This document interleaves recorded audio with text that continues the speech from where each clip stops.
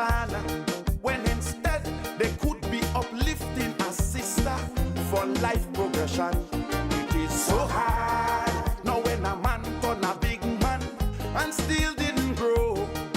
But the reason they procrastinate and gossip is because their mind is poor. So I say poor mind will gossip.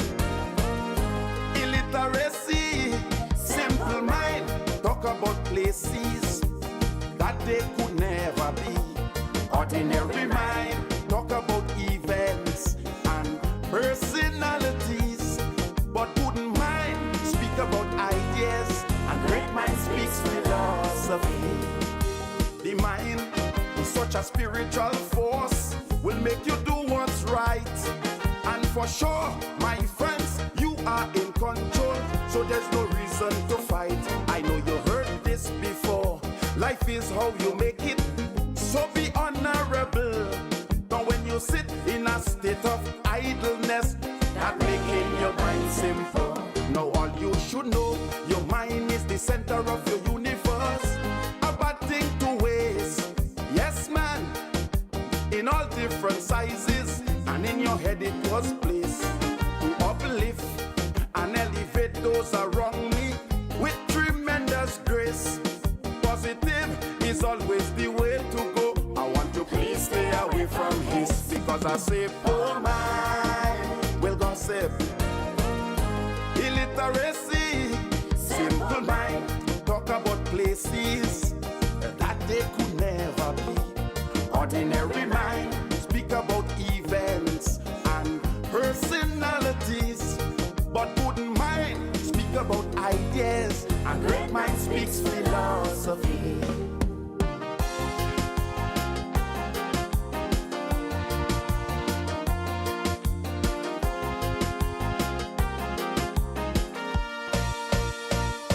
Instead of vision, a lot of people live in dreams and love to expatiate. They love to talk about man-made creation, so their life is on wait. Most of their thoughts is based on fiction and not reality. So I wrote this song to let them know they must change their mentality. You spend all your time with your mind being carnal and does not have a clue, creating a sense of hopelessness and still don't believe it's true. You really don't know how to uplift your standard, man, only wasting time. I know the reason for that, my friends. Ordinary mind, poor mind will gossip. Illiteracy, simple mind, talk about places that they could never be. Ordinary mind, talk about events and personalities. But good mind, speak about ideas, and great mind speaks philosophy. I've tried my best for my mind to be good and one day be great. That is why you could never get me to sit and procrastinate. Something needs to be done. I will get up and do it without hesitation. That is why I'm working so hard, my friends, for Calypso unification. If artists use their mind, there would be more focus, knowledge and understanding. And in order for us to make progress, we have to stop bickering, making fuss over what really doesn't matter. Intelligent men must think, but you could bring a horse to the water hole, but you can't force the horse to drink. So I say poor mind will gossip. Illiteracy, simple mind, talk about places that they could never be. Ordinary mind, talk about events and personalities. But good mind, speak about ideas, and great mind speaks philosophy. Education is the key to success. I want you to understand that the most important part of education is academics. Yes, man. Whoa, whoa. upon parents and guardians, send your children to school. Cause a good education in this life would be their greatest tool. Respect to the elders and the teachers and those in authority. Remember when you sit down to learn, children, now listen attentively. Because the world that you're going out into would be your greatest teacher. There is no time now to be reluctant, everything child is computer. Always aim for the sky, work hard, think about your future. Because I want all you to be qualified with an intellectual power. Child education is what you want if you must succeed. Yes, and you never know you could be an esteemed lawyer like Peter David. Qualification is what you need if you must excel. And you could be a great mathematician just like Dr. Kit Mitchell. Inspiration is what you need. Children must prepare. And you could be a woman rising in parliament like Miss Emmeline Pierre. Education is what you want, but it comes with hard work. But you could be an economist, I tell you, just like Nazim Buck. When I was a young boy, I never liked going to school. Somehow I felt that I knew it all, and my friends all thought it was cool. You know what? I was a role model. What I did, my friends emulate. Some call me a troublemaker and say that I will not graduate. When I heard these things, I got so frightened. Decided to clean up my act. I grabbed my school book and study. Every exam, you know, I pass. When was graduation? I graduated, top of the class. And the teachers all gave me such wonderful and complimentary remarks. Education is what you want. Go forth with no fear. I want you to become a master poet just like William Shakespeare. Qualification, I want you to have. Be a dictionary. So you could be preaching philosophy like Marcus Mosiah Garvey. Inspiration is what you need. Raise your self-esteem. And just like Dr. Martin Luther King, you could shout, I have a dream. Education is what you must get. Please don't be a fool, cause I want you to be an intellect, just like Hollis Liverpool. There is a saying, educated people just might end up a fool. But that must not give you the rights to think you should not go to school. So much emphasis on common sense, but that is for whom to drink. All who thinking like that, tell them I say, their brain will become extinct. Academically go forth into the world, your brain it has no limit. You could be a master of anything, child, as long as you study it. Never settle for second best, always try to reach your peak. Common sense alone cannot make you sit inside a world summit. So education is what you want. Get some ambition. You could be the one that's running the UN just like Kofi Annan. Qualification is what you must have. Child, make sure you're bright.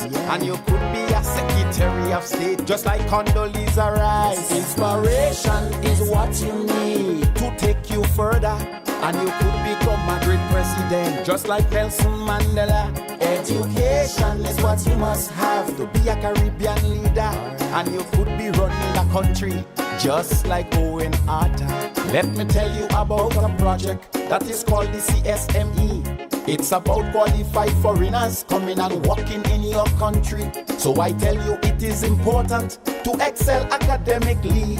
Don't settle for CX. And good night to you, Grenada, Carriacou, and Petit Martinique. Once again, it is time for Talking Points. My name is Sheldon Scott, here with you up until the 10 o'clock hour. It's now 10 minutes after 3 of 8 o'clock. I've been letting the music speak so far. Yeah, it's time for me to start now. Yeah, we have a lot to get into tonight, yeah? Get a distinction in chemistry, Grenada needs some more scientists. Let me say a very special good night to each and every one of you, wherever you are. You could be a master inventor. Zoe, good night to you. Zelia, good night to you. You to have. Zayla, good night to you as well. I bet you could be a greater inventor than Albert Einstein. Inspiration. Hope you all are having a wonderful night. Neela and Namara. And you could be a writer of I know both of you are listening. I say a special good night to both of you. I want Deshaun. Don't give up. Good night, yeah? At the end of the day, you're writing books. Just Deshaun, your big brother now. Zelia, your big sister now, eh? Nice. I want you have. Don't give up at all. Yes, you could be the Attorney General. Like a special good night to the folks who are back home. Yeah, those of you who are here from Canada and the US and other Caribbean islands, those of you in from the UK, those of you in from different parts of Europe and so on, we say a very special good night to each and every one of you. Hope you all have been having a fabulous time thus far. And you know, tonight while we are on, we know that yes, Breadfruit Fest is taking place. Somebody had to give us a call from up so and tell us how the thing going. Yeah. Yes, Jocelyn Matheson, all you hit the likes. Hitting the likes helps to share the program. We have to like and share. So those of you who are on the YouTube, hit the like button. Eh? If you don't know how to do it, let one of the young ones show you how to do it. Them know how to do everything with these things, yeah? You should not go to school. So much emphasis on common sense. But that is for whom to drink. All who thinking like that, tell them I say, their brain will become extinct. Academically, go forth into the world. Your brain, it has no limit. You could be a master of anything, child, as long as you study it. Never settle for second best, always try to reach your peak.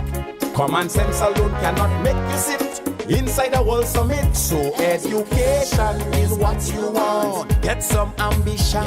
You could be the one that... Yeah, here's some stories today. We had to get into that in a little while. So yeah, when the numbers reach a certain place, I ain't find the numbers reach where I needed to be yet, yeah? Secretary of State. Come on. Call a friend, tell a friend. Inspiration is what? WhatsApp them, yeah. WhatsApp, call them, message them on Messenger. Do like Sunny Isle. Sunny Isle does message everybody every time our program starts. Good night to you, Sunny Isle. And you could be running a country. Alan and Michelle, good night to both of you. Let me tell you about the Sherma, good night to you. SME. It's about qualified foreigners coming and working in your country. So I tell you, it is important to excel academically. Don't settle for Antonito, I see you, bro. university degree because your parents... Sandra, good night to you, and Jocelyn and Hillary, and let me see, Marian, James, I'm seeing all of you, Teresa, Joseph, Adrian Watts, good night to you, bro. Velma, Pascal, Veronica, Lewis, Christine, Otley, Claude, Abraham, Miriam, good night to you. Eliza, Bernard, I see you there. Janice Mitchell, Anne-Marie, Celestine, Grant, a special good night to you, my dear. Elsie Peters, Agnes, Dominic, Maria, I see Herbert Nore, good night to you. Kathleen Ledlow, Islan Musk. Yeah, Jacinta Livingston, good night to you, my dear. Yeah, Ashma, I just like to say that, you know. Ashma Charles, good night. I ain't find a scene. Linda Imelda Francois. But anyway, yeah, Carb Spice, good night. Good life, Errol. Claude Abraham, what's up, bro? Listra Abraham, I find Listra was waiting on nobody. The moment I put up the thing, I see Listra one time, you know. Listra, you waiting? Sky, good night to you. Jenna Benjamin, good night to you. Let me see who's over on the Facebook quickly. Yeah. Just, yeah, folks, you had to like and share. Like and share. I ain't seen the numbers I need to see yet. Yeah, I think all up in Breadfruit Fest, I ain't mind. Well, in that case. Or who not in Breadfruit Fest may have gone up to Carriacou for kayak mass, eh? Night. The night is like Soca Monarch and thing up there. June Julian, good night to you. Sean L. Gary, Winnie Simon, Linda George, good night to you. Nelsia Charles, Yvonne Courtney, Dennis Fabrio, Sunny Island, oh, it must be there somewhere.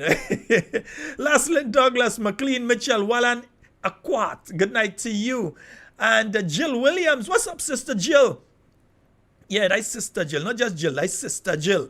Jill Williams, good night to you. Jennifer Prime Lewis, good night. Is it Lewis or Louise? Yeah, well, you will tell me how to say it proper. Right, let me see. Maria Ramsey, Ingrid Bourne, Maudlin Bartholomew, and I see Teresa Gill there. Nursey, Wendy Ann McGuire, good night to you. And let me see, Shemi Joseph, good night to you, and good night to Keda. Even if Keda ain't watching now, she go listen afterwards, right? So Diana Romney, Donna Langdon, Joan Henry, Enid Dakota, Teresa Buddy Frederick, good night. Charmaine Thomas, Mavis Mitchell, Dixie Ann Victor, Soldier Girl. Yeah, I like to call her. Cicely Celestine Sherms Houston, good night. Bernadette Joseph, and Salandi, good night to you, my dear. And Cynthia B. Tegwa, what's up? And let me see here, Ingrid Bourne, everybody. Good night to each and every one of you. I hope that you all are having a wonderful night, yeah? It's not about who you Yeah. you wear. It's about saving this beautiful country. Give me!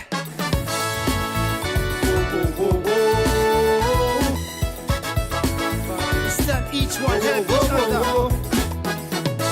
As one country, one nation, everyone. Yeah, so hit the like button. I can't do it for myself, cause no man is a knife. And those of you on Facebook, remember to share. Don't be stingy with the thing now. Share it, yeah. Time to put it trade on the shelf. Those of you up there in Tivoli, in Soraka. Get her back to she health, yeah. And the Oui, papa. no, we They can have Breadfruit Fest on the West Coast, yeah. we could You have Soraka on the East got Coast. to be strong. In Carriacou, you have Carriacou Mass taking place. Each one, we must be listening. And in Grenada, we had bus problem, yeah. You know what problem I get to get a bus to come in town today? Oui, papa. Reach out to someone, hey, give an helping hand. Yeah, of late, you've been having some problems to get buses to come out of Grenada. You're seeing a lot of people waiting on the bus stops trying to get to town, and so at particular times. Must be a preacher to help somebody. I could tell them how to fix the problem, you know, but To teach somebody, you must be a dog. it's very easy to solve that issue. You must be a lover. So good night to each and every one of you, my Carriacou family who are listening via 92.9. At least listening for now, because I know tonight with the various events in Carriacou, they'll be going live. So we say a special good night to each and every one of you out there in Carriacou. And Petit Martinique, Union Island, Bakeway, Main Island. Yeah, all of you that listening out there, we say a special good night. The fishermen out in the boat that tune in. Be surprised you're passing by the fishing boat and them men and them shall we just listen to you, you know, even when we listening to you, brother. So special good night to all of you. My good friend in Brizan, I think two of us came up on the bus. Yeah, good night to you. And transparency. Stories long like yet to grand. My friends that stopped for me up in Richmond Hill this evening, special good evening to you. Again, people the thing this evening, man. Line and they can't see. Everyone deserves a chance, yeah. And the time is no. You know, I was kind of in two minds on something, because I know the Ghanaian president came.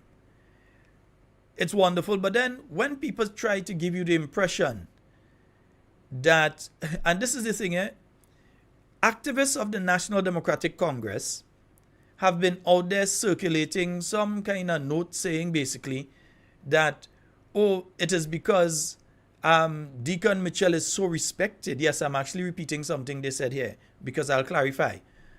That they've been out there, oh, Deacon Mitchell, Prime Minister Deacon Mitchell, and let me say it properly, Prime Minister the Honorable Deacon Mitchell of Grenada is so respected that he got an African president to come to Grenada. Let me tell you all this, The Ghanaian president, if I'm remembering correctly, has been to Trinidad, has been to Jamaica, and so on. And in my view, one of the key reasons outside of Grenada's independence is your 50th anniversary of independence. If you the country paying for your flight, if you the country paying for the people to come with him and organizing everything, and it's not a burden on Ghana, then of course they're going to come. Yeah? And you know why they're going to come? Because they are looking for votes. And people saying, no, well, Sheldon gone mad. The man is running for election in Grenada. How he could be looking for votes? Yeah, he's looking for votes. And he's looking for votes for the Ghanaian foreign minister. Yeah? That is Shirley, well, I'm trying to pronounce the name, I might butcher it. Ayoko Boshwe. Yeah, Shirley Ayokor Boshwe, who is presently trying to become the next Secretary General of the Commonwealth, because the present holder of that office, who gained that office through the strong support of the Caribbean region, yeah, her term has expired, is about to expire, and therefore she cannot run for re-election again. So the foreign minister of the same Ghanaian president, yes, the foreign minister within his cabinet is seeking to become the next Commonwealth Secretary General. In order to do that, you have to sew up the votes of all the different countries as much as possible. So far, Ghana has been able to sew up most of the African countries' votes. That's the African countries that are part of the Commonwealth of Nations. Yeah, so far, he has been able to get the African countries to support. Now, when you come to the Caribbean, remember the Caribbean that really pushed for the last Secretary General. When he comes here, and by coming to Grenada, he could meet with Grenada's Prime Minister, the Foreign Minister of Trinidad, the President of Barbados. He can meet with officials from every OECS territory, the Prime Ministers, I believe, of St. Kitts, St. Vincent, St. Lucia, and Dominica. You could meet with all of them. So you're counting votes? Yeah, so he come, and all it know what I'm talking about. Okay, let me show you a little something there. Yeah, let me show you a little something there. Yes, right? So, this is the lady here. Yeah, Shirley Ayoko Boshwe, at least that's how I pronounce it in African, as in from Africa in that particular tribe. My tribe is Akan, I don't know their tribe. Anyhow, yeah. So she has launched a bid to become the next Commonwealth Secretary, right? So they need the majority of votes from this 56 member states. So already, if you could tie up the Caribbean votes as members of the Commonwealth and so, and then you could go and you could tie up, you already have the African votes. You're mostly there. You're nearly halfway there already, you know. Yeah? So it is not a situation where he just came to Grenada and it's a situation that he just came to Grenada. There is something else that he was doing while he was here. There was a mechanism and a reasoning behind why he was here. Yeah? So don't get it twisted. When all you want to share all your thing wrong and try to make it look as though, well, oh, the African president came here and it's because, and nobody else ever gets an African president. Tell people the truth, yeah? Tell people that one of the main reasons that the man came, outside of the fact that Grenada is celebrating its 50th anniversary of independence, is that he is openly campaigning on behalf of the foreign minister of his country to become the next Secretary General of the Commonwealth. Yeah? Tell me a lie. Yeah? Did he not use the opportunity as he was here to converse and meet with the other members, the prime ministers and senior government officials from other Caribbean territories to try and sew up support for, we will just call her Miss Shirley because I keep butchering she had her two names, for Miss Shirley to become the Secretary General of the Commonwealth. So when all you want to circulate all your thing, just know we does know what's going on, you know. Yeah, so if you tell the man come here and you know by coming here, he could sew up those votes to support his fellow cabinet minister to become the Secretary General of the Commonwealth of Nations. You don't think he could do it? Especially when you paying for him to come. Yeah? Or what? You want to tell us that it's not you that pay? So you didn't pay for him to come? You didn't pay the passage and everything? You didn't organize? The Ghanaians pay that? Let us know, you know, because it was an invite from you. So let us know if it is that you all paid for him to come and his delegation to come and provided housing and everything for them and all the other niceties that has to be provided. No, we're not upset, you know. Nobody's upset that the Ghanaian president came here. I think it's a wonderful thing to have had the Ghanaian president here. Yeah? I would have loved to hear him speak on more forums in relation to the connection between Ghana and Grenada and the Caribbean region. Yeah? And our historical and blood linkages to the mainland. Yeah? I'd have loved to hear him expound on those issues and expound on the possibilities for trade, commerce, connection, exchange of cultural ideas between both nations. But I ain't fine I get that. I find I just get a little. I ain't saying he shouldn't say. I find I should have just hear a little more in relation to that. Or I find I should hear a little more in relation to that. But anyway, that's just one of the things for tonight's program. Yeah? So I just wanted to deal with that particular one. And also, before I forget, I want to remind you all, especially those of you who are in New York. Yeah, those of you who are in New York, even if you're not in New York, this information is still for you, because you can call your friends, you can call your family in New York, and you can tell them to attend, right? So they're having the activity, right, is taking place up there, that hangout, that line, that's taking place, and that's the executive committee of the New National Party New York Support Group. Request the pleasure of your company for an evening of cocktails, free food, buy your drinks. All right, so you could put on your nice dandan, yeah. You could put out your nice, you're throwing out a nice washikong and your nice dandan and thing, and you head down. Right, so it's taking place tomorrow from 8 p.m. So exactly about 23 and a half hours from now. Right, so that's taking place tomorrow from 8 p.m. at 535 East 19th Street. They're going to be having casual chic attire. Donations are welcome. So make your donations there. All right, nice. So you can make your various donations.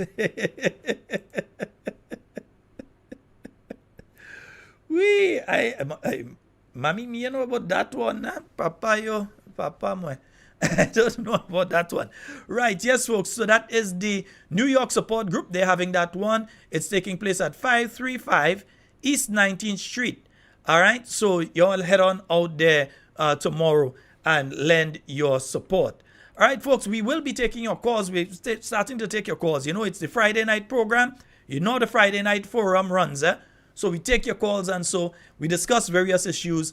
I'm coming with another one there right now. Now, today, I was listening, as were many others, to a press conference that was convened by the National Organizing Committee of Grenada's 50th anniversary of independence. I believe Mr. Ricardo Keynes Douglas was there. You had Mr. Orlando Romaine there. You had Mrs. Gail Purcell there. You had Dr. Wendy and Crawford there. And they were discussing various aspects of the celebrations thus far and opened themselves to some questioning from the media in relation to various issues. Yeah? I can start on this particular one because I want to start on this one because I'm telling you, something was said there that is not true. Yeah? I can confirm for you that it is not true. But let me let you hear for yourselves what was said, and then we'll take it from there. So let me just pull it up here and let you hear what was said. Okay. My other question is, on Monday, the opposition members had a news conference and disclosed that persons were coming to them claiming that they were awarded $10,000 for independence celebration activities in the constituency. The NOC, was that part of your expenditure? Awarding MPs $10,000 for independence celebration in the various constituencies? Was such a money assigned or allocated? I'll respond to that question. The answer is yes. Each constituency rep, MP, would have been assigned a budget so that that particular constituency can do the essential things such as cleanups, decorations, in preparation for the celebration activities. The opposition said that they did not receive such money. Was there a time to make that claim? What is the process for accessing that money? Or what was the process? To the best of my knowledge, that was distributed to everybody, all MPs. So I will have to do some research to see whether their claim is true or not. So to the best of your knowledge, they all received it? Yes, they all had access to the funds. Whether or not they used it or not, as I said, I would have to inquire and do some research on that to establish their claim. Yes, folks. So there it is. You have Mr. Orlando Romaine making the claim that the MPs on the opposition side received $10,000 per constituency to do work within their constituency. On Monday's briefing that was held by the New National Party, where you had all 5 members sitting there. They unanimously said that they did not receive said money. And I know why we're saying this, because what they are attempting to do is give the impression that the 5 MPs on the New National Party side got a $10,000 and hold on to it and don't spend it. That they got a $10,000 to go and put paint and to do different thing. That they gave them a $10,000 and that they take it and keep it. So they hold on to a $10,000 and they didn't use it. In fact, what I'm going to do is let me play for you what was said during Monday's press conference by the members of the New National Party in relation to that particular funding that we're now hearing was available and everything. But let's hear what was said. And you have to listen carefully, yeah? Nice. Hearing, first of all, we were informed in the parliament that there is now 15 million. At one point in time, a few weeks ago, I was informed that each constituency MP would have received $10,000 as part of the celebration. Can the party or any member or somebody lead the way to say whether or not the opposition members indeed received $10,000 to assist with celebrations in their constituency? And on the other hand, if the $10,000 that was promised as part of the monthly allowance of MP, has that also started been received? We have just completed July. So I want to know about the 2 different 10,000. Is it 10,000 for as part of your regular allowance and 10,000 for independent celebration? Has this money been received and what is the process of reporting on it? As far as I know, no member of this the opposition team has received any such allowances. In fact, I checked with my bank a few days ago to find out what came in. And the report was $3,282 came in from me for the month of January. That's all I received. And I have to say this because there are some people who believe we get a lot of money. $3,282 came into my account as opposition member. That's important for me to state here. So I'm glad you asked that question. No, we have not received communication about those allowances, but certainly nothing has been finalized yet. I don't know if members of the government, ministers or senators receive such allowances. I've seen some expenditure being incurred in certain places, even in my own constituency. So I don't know whether that's part of what was done for the government side, but certainly the opposition, I believe I'm speaking for everybody here, that none of us have received any such allowance. Okay? The opposition member has not received no 10,000 for independence celebration. No, we have not received any. And secondly, the increase in salary as announced in the budget, you are yet to see that reflective in your bank account. Well, appears, I think people thought it was an increase, but it appears that it replaced what I was getting before. So maybe the government side gets increases, but for members of the opposition, it appears that it replaced what we were getting before. Because I think it's important. That's why I asked the bank to check to see what came in. Because so nobody got $5,000 as an MP on their pay? No, none of them have. You got 5,000? No. Because I am aware that the leader of the opposition gets more than the MPs. So the 3,000, is this was your regular thing that you had last year? Well, we have. I can't talk with certainty. All I could tell you, Linda, is what we receive, what I personally received. I don't know whether it's for a half month or for a full month. So I can't tell you that because the bank would not have that information. So that's where we are right now. So as far as I know, I did not get any additional $5,000. What is the question about the 10,000 for the independence celebration? Yeah. Thank you. I just want to emphasize this, and this is a very important question in my opinion, because I believe for all of us around this table, we have other persons who sit within the cabinet of Grenada who are sending individuals to our offices saying to them that we would have received $10,000 in support of activities for independence. My colleague here just said to me this morning someone would have come to him from the government saying that he received those monies. Let me just make this abundantly clear. None of our members here would have received any monies from the government up to this point as it relates to independence celebration. And as it relates to the constituency funds, the $10,000 received, let me make that abundantly clear. That persons are saying that we receive, let me make this abundantly clear, that no member sitting on this table would have received $10,000 from the government as allowances for constituency activities. So not the independence amount, not the constituency allowance. We have received nothing of this nature.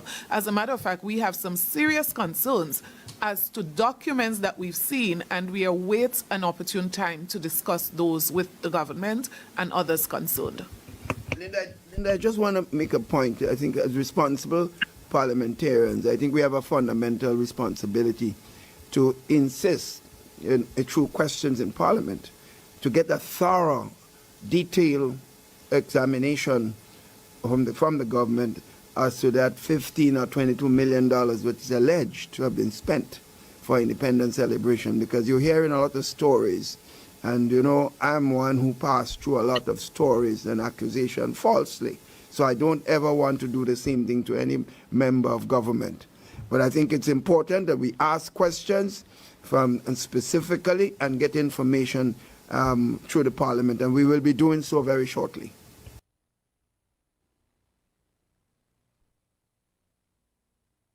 Yes, indeed, folks. So, yeah, you're hearing there, right? You're hearing there from the opposition members, one, because there are two sets of stories that are floating around right now. Two sets of stories are floating around. One is that members of His Majesty's opposition, the 5 MPs, that's Dr. the Right Honourable Keith Mitchell, Honourable Dr. Clarice Modest, Honourable Peter David, Honourable Emlyn Pear, and Honourable Kate Skeeter Lewis Peters, they are going around saying that these individuals, one, have started receiving $10,000 as a constituency allowance. We ain't talking independence yet. They are trying to spread the rumor that these individuals are receiving $10,000 as a constituency allowance. Now, while that was discussed during the Parliament sitting around the budget time, no such allowance has been made, at least to the 5 members on the opposition side. We don't know if the government side is getting it, but the 5 members on the opposition side are not receiving any $10,000 a month to be able to do things in the constituency. They are saying that clearly that is not happening. In addition to that, there's also the talk of a $10,000 that was given to each constituency for decorating and painting and doing different things for the independence. And you heard Mr. Romaine confirm that through the Independence Committee, $10,000 was allocated to each constituency. But you have also heard all 5 members on the government side confirm as well that they have not received any such money. Because people coming to them and say, well, we here only get money for us to go and paint and things. So they come to get money to go and do painting and to put up buntings and to do different things. They hear that the New National Party members got $10,000, but that is not so. None of them received any such money, in fact. And let me just bring this up for you. There is a release that came out a short while ago on behalf of the New National Party. And let me read it for you. Members of His Majesty's opposition denounce false claims regarding independence activities funding.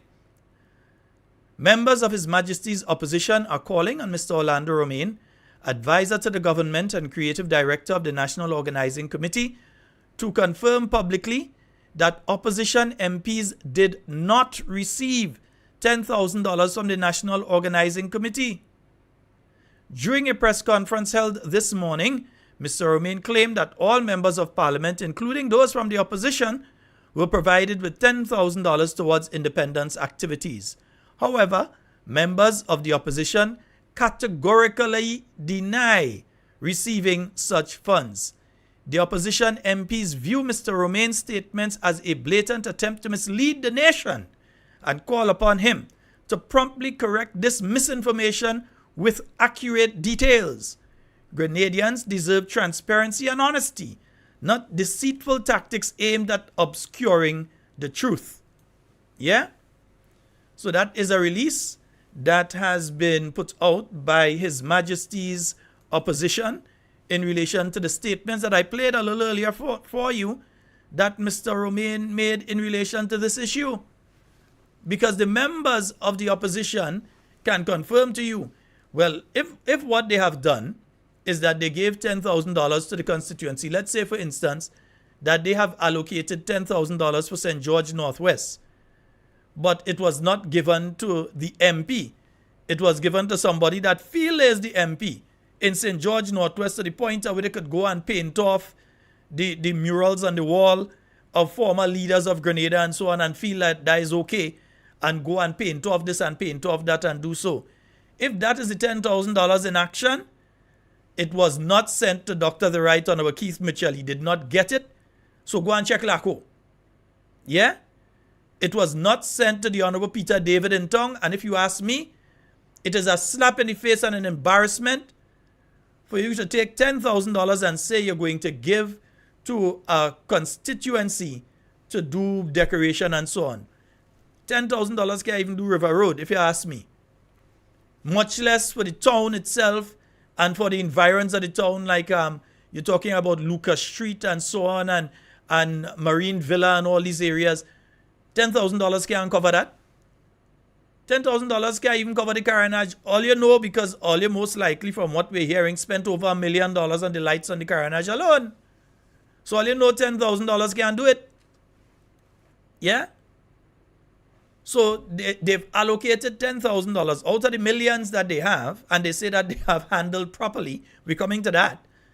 They have allocated only $10,000 to the constituency. Imagine if Honorable Emlyn Pay had to try to use $10,000 to decorate Marquis, Sobeys, Mount Fan, still go back and do Telescope, the part of the town of Grenville that she's responsible for, to do areas like Crowshoe and Mamacan and all these areas. With that same $10,000, she had to take that money to go and decorate all there. Yeah? Meanwhile, you're seeing people who did not win the seat up and down lap and cut, all over paint, this, that thing, all over Hussein come in veranda and collect paint and all kind of thing. They have thing, all kind of thing you've been hearing. Yeah? Which is why, and I'm sure that you all are extremely glad to hear that they are going to ask the questions. You heard Dr. Mitchell and you heard Honorable Emlyn Pay, you heard both of them, that they will be asking questions in Parliament in relation to this or other forums, when they get the proper forum, that they can ask some questions, especially about some documents they've seen and thing too, that they can ask some questions about these things. Yeah? But you wouldn't know that these sort of things are taking place if you were not paying attention, huh? You wouldn't know. Let me see here that somebody from up in Breadfruit Festival, they're going to give me a call just now. Nice, right. Outside of that though, this morning while I was listening, several other things came up in that press conference that I found to be very, very interesting. Yeah, very, very interesting. So as we're speaking about the money aspect of things, let me bring up here a question that was posed in relation to the spending this morning, and I want you all to pay attention to the way that the question was responded to. Let me just bring it up here for you. Nice. So yeah, let me let you all hear what was said there this morning. We heard a lot about budgeting for this particular event. How are we working on terms of budget? Are we on par with the budget? Are we above budget? Or are we running a little bit behind the cost? I would simply say we are on par with the budget. Actually, we're running under budget at this stage. You all heard that, right? They said that they're on par with the budget. They're actually running under budget. And we're still not sure if the budget is 15 million or if it is 22.5 million. We're still not sure. Some clarity has to be sought in relation to that. But let's hear again. Say we are on par with the budget. Actually, we're running under budget at this stage. We're managing it tightly and continue to be cognizant of the importance of working within a budget that was provided. All right, so they said they're working within the budget that has been provided. Yeah? So, and again, we're still not sure if we're speaking here of 15 million or 22.5 million. There is a level of confusion there because remember, when there was the supplementary appropriation that was done in the month of August last year, the sum of 7.5 million was appropriated for the independence celebrations. And that money was aimed at between that time in August and the 31st day of December 2023. Then in the 2024 budget, you heard the figure of 15 million. So some folks are saying that it's 7.5 plus a further 7.5 to make up the 15. Others are saying that no, it's 15 million because the appropriation is made for the year 2024. The last appropriation was a 2023 appropriation.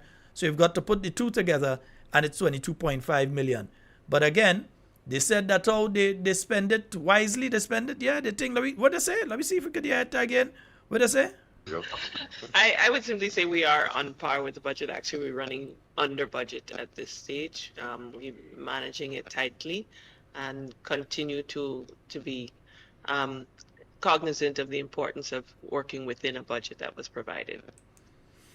All right, so yeah, they're working within a budget that was provided and so on. Again, we have to ask the question, what was the budget that was provided? But there, again, that is inclusive of the $10,000 that they've given to different constituencies. Well, they claim they've given, but the 5 MPs on the opposition side have not received that money. If you've made the allocation and you say there's $10,000 there for the town of St. George, Honorable Peter David did not get that $10,000. If you've made $10,000 available to St. George Northwest for painting and putting up bunting and clean up and different things, Dr. the Right Honorable Keith Claudius Mitchell, former Prime Minister and political leader of the New National Party, former Minister of Finance, former Minister of Works, former Minister, right, a lot of things, right. He did not receive that $10,000. If somebody else in both constituencies receive it, you need to investigate or investigate and inquire. So inquire and let the general public know. But don't go there and try to give the impression, as was done this morning, that the opposition MPs get it. No, they did not receive it. They did not receive it. They've said so clearly on Monday. Yeah? Clearly, they said so on Monday, and we've played both for you. You've heard the members of His Majesty's opposition, and you've heard the statements by Mr. Romaine. Yeah? Also, another interesting one this morning. Yeah? Another interesting one this morning was when they were asked about the procurement. Now, let me explain. I've done it here before, but I want to explain again to you all because there may be people that are here for the first time. In 2007, there was a Procurement Act put in place. That act was updated in the year 2014. I would know, I was in Parliament at the point in time that it was updated in the year 2014.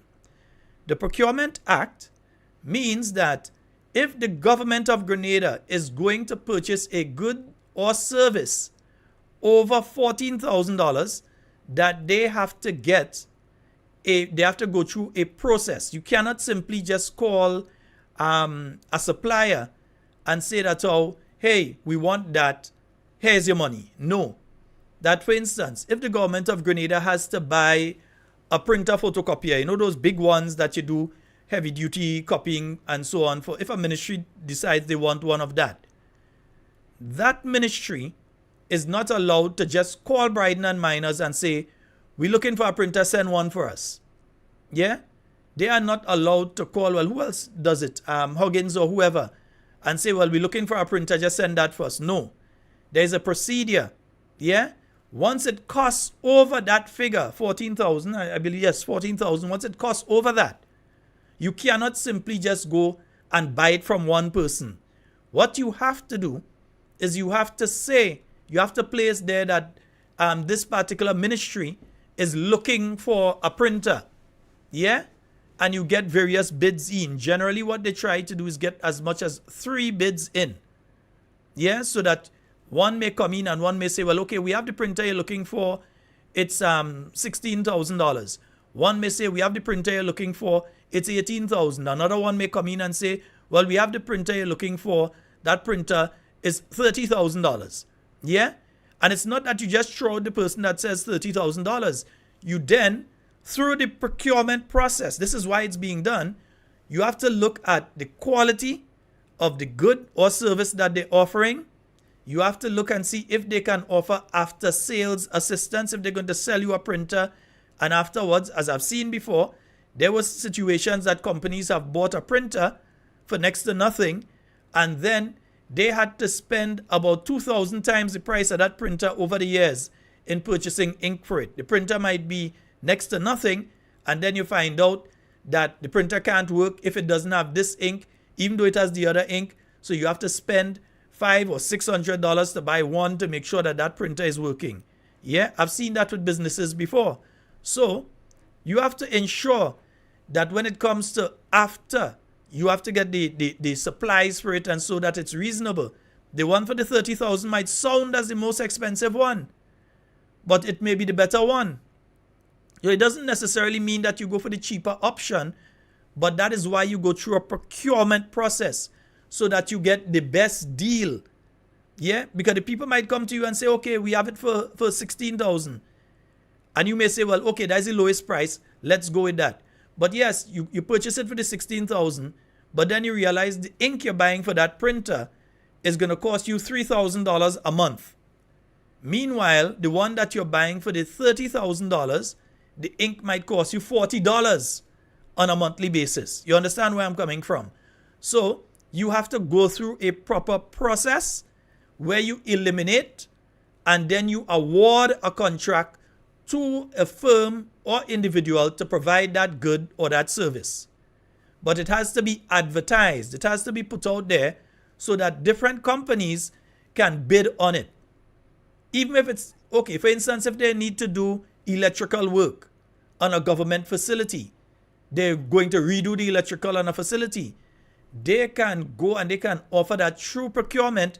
They can offer that so that an individual or a company can offer to do the job. They can say how much all the supplies are going to cost, how much workmen are going to cost. You're going to check the background of the company. Are they registered? Are they a tax-paying company and so on? You're going to check all the documentation and so, and then you award a contract. Yeah? Then you award a contract. But you have to pay attention to what is taking place. So when I heard the responses this morning in relation to procurement, and let me play it for you. Tonight we're playing it. We ain't just saying it, we're playing it. So let me let you all hear what was said this morning. Let me just pull it up here. Right, so let me let you all hear what was said this morning.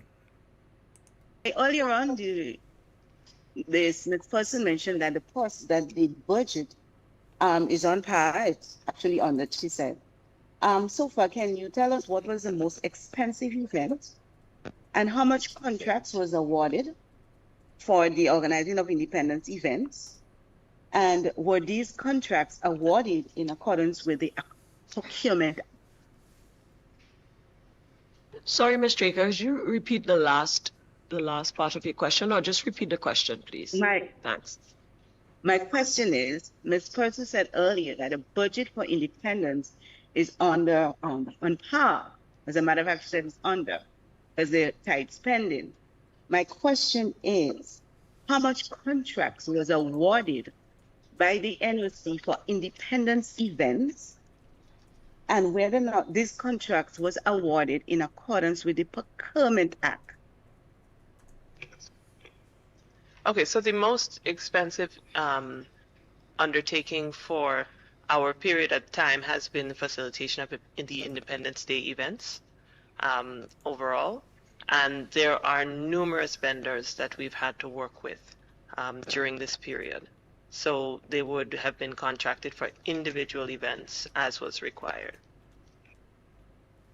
Is there a number of contracts that were awarded, and can you also say whether or not they were awarded in accordance with the Procurement Act? It's very difficult to give you a number because, as you could see, in the last 3 weeks, we've had 17 events. 17 events which require numerous individuals, numerous vendors to work with for different requirements. So all I can say is there were numerous individuals who were engaged and numerous vendors engaged. Yes. And yes.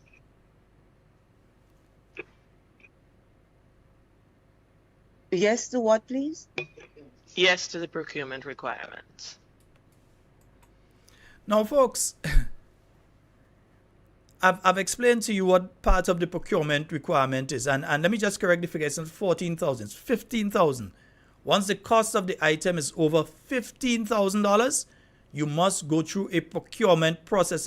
It doesn't matter if it's a large printer, if it's a vehicle, you just can't decide, well, I'm buying a vehicle. You have to tender out and say that the government is looking to get vehicles to provide for this service or that service or so, right? And then the different service providers, whether it's Huggins or Hubbards or whoever, they would come and they would say, well, okay, we have these type of vehicles and we offer this after sales service.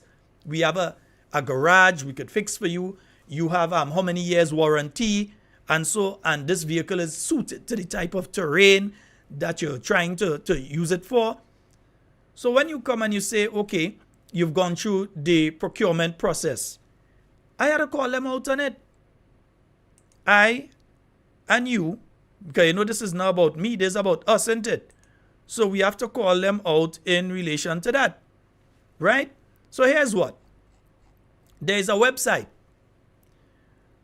It's called procurement.gd. Yeah? Procurement.gd. It is online. When the government of Grenada is tendering, if they've gone through the procurement process and they're tendering out goods and services, it is on this website. Yeah? And I am yet to see anything either here in the government gazette, because it ought to be gazetted. I've not seen, and I read the government gazette every single week. Let me repeat. I, and there are a few of us, read the government gazette every week. Right? I make sure that I read the government gazette every week.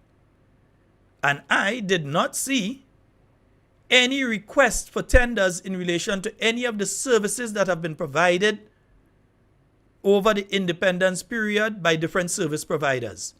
It would have been here. It was not. So, okay, let's see. Contract notices, let's see. And, okay, they're looking for somebody to provide hospital beds and trolleys. Yeah, so they're looking for that. And you could click on this, you'll get some more information and so on, right? They're trying to tender out here the construction of a new building at the GIDC compound down there in Frequente.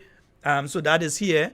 They're looking for invitation for bids or equipment to improve efficiency in lab operations and so you could click on these and they give you more information in relation to exactly what they are looking for and that sort of thing. So you see, yeah, There is nothing there in relation to independence celebrations.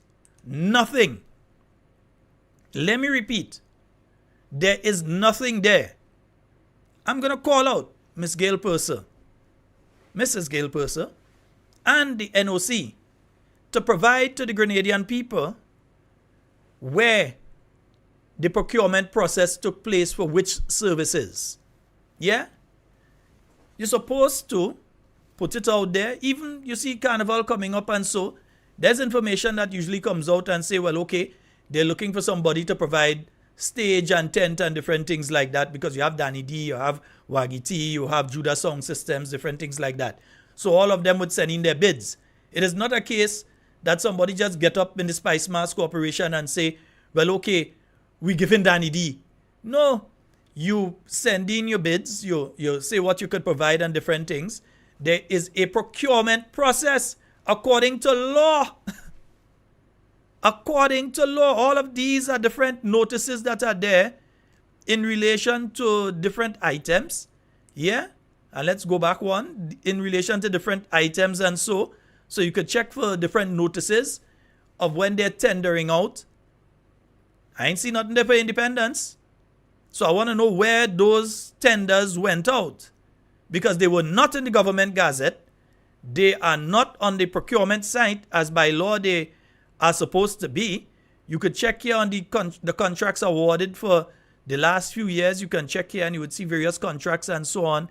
All of that information is here. It's supposed to be here. And there's nothing there about independence and procurement. So I would like to know. I read usually all of the weekly newspapers. Yes, they're online now. You no longer get a hard copy. They're online. And I have not seen any of those. Even if government is going to auction, sometimes they have vehicles and they're looking to auction them off and so, and things you could find out about all those things on this site. Procurement.gd. Yeah? That's PROCUREMENT.gd. And you can get all the information. All the information, or you ought to get all the information. You can also get here the same laws that I'm speaking about.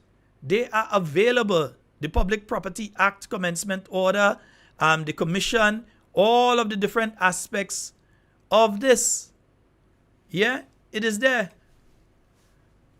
So I want to know if they're talking the truth. And I will not say that they're lying. I wouldn't say that they're lying. I might say that they are strangers to the truth. I might say that they are not living in reality. But I ain't saying they're lying. But I'm saying if you're going through a proper procurement procedure, instead of just going to one individual and saying, we give you a contract to do this, because what we are hearing out here is that companies were formed specifically to eat at this trough of the millions that have been spent for the independence celebrations, that there are companies that people went and create just to eat our food off of those millions for independence. That's what you're hearing.